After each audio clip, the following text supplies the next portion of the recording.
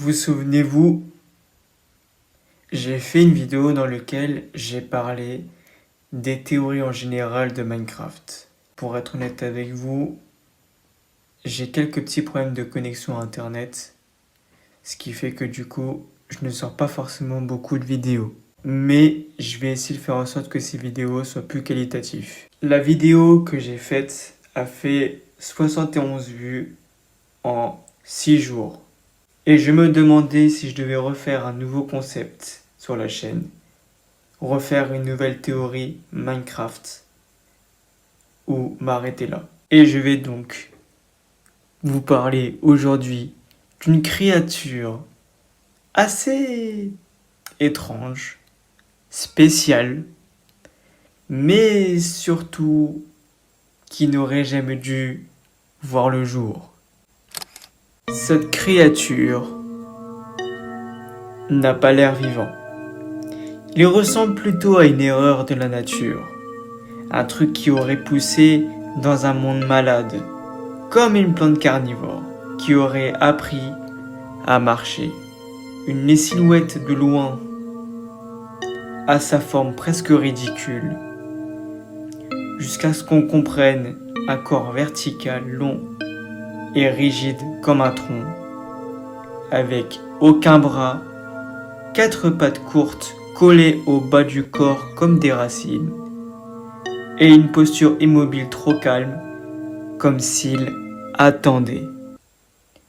Cette créature à couleur verte est le Creeper. Cette histoire est véridique, car à l'origine, le Creeper n'a pas été créé volontairement. Au contraire, ce fut un accident. Un accident de développement. Quand Minecraft a été encore une version très tôt, vers 2009, Marcus Persson, alias Notch, donc le créateur de Minecraft, travaillait sur les mobs et il voulait créer un cochon. Sauf qu'en codant le modèle 3D du cochon, il s'est trompé dans les dimensions.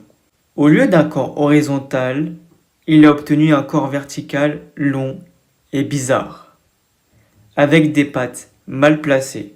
Le résultat ressemblait à un truc droit, sans bras, et franchement inquiétant.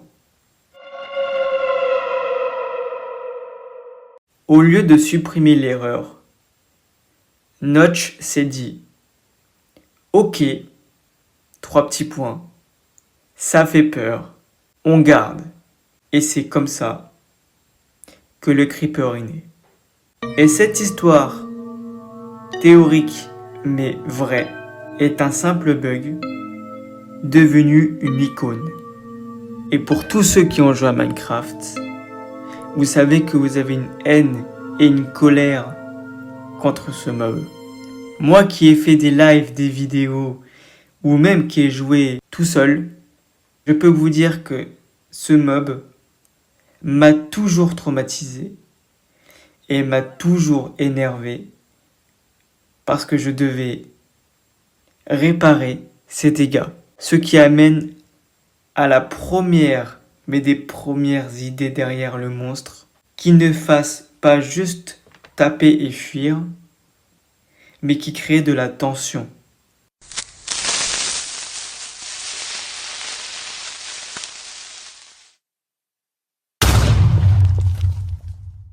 Et surtout, qui punisse l'inattention. Car Minecraft est un jeu calme de construction. Alors le Creeper a été pensé comme une menace différente.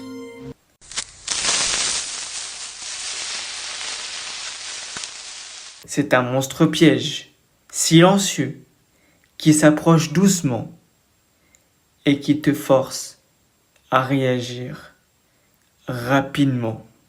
Est-ce que vous saviez que la théorie la plus populaire du Creeper, c'est une plante vivante? Je ne le savais pas jusqu'à ce que je le découvre. Pas si longtemps. Beaucoup de joueurs le décrivent comme une créature végétale, faite de mousse, feuilles, lichen, qui vit dans l'ombre et qui gonfle avant d'exploser. Cela expliquerait sa couleur verte, son absence de bras, son côté silencieux et son explosion, comme un mécanisme chimique naturel. Pour vous dire, certains vont plus loin. Le creeper serait une sorte de fruit ou graine qui explose pour se disperser. Le plus flippant dans l'histoire, c'est que le creeper, il ne déteste aucun joueur dans Minecraft. En effet, il ne grogne pas, il ne rugit pas, il ne semble même pas être en colère. Il s'approche, et quand il est proche, il s'immole. Comme si que son but n'était pas de survivre, mais juste d'effacer le joueur qui rentre dans son monde.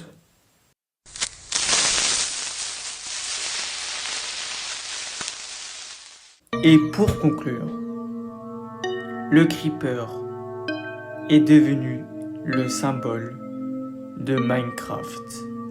À cause de ça, le creeper est devenu le mob le plus connu du jeu, le logo presque officiel de Minecraft, l'emblème du danger silencieux.